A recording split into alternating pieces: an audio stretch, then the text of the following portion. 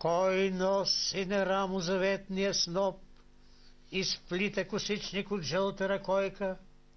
Кой прави бунтовник от свития роб, икона от селска девойка?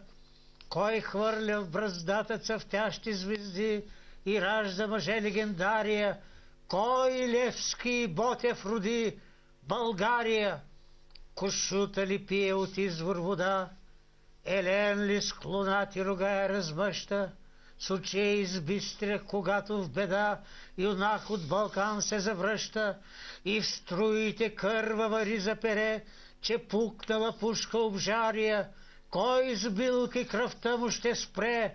България!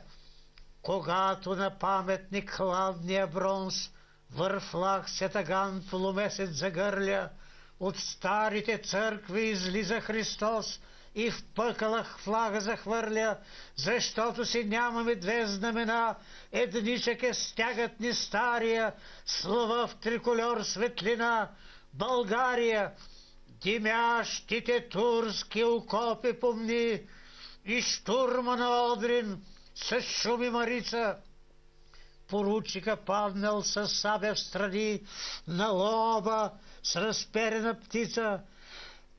Кой вдига пехотата прашна на щик? Кой свъгля на жертвен обгария да хвръкне със страшния вик? България! Не искаш да колиш тъй, както текла на пънища лепкави за лагарянин.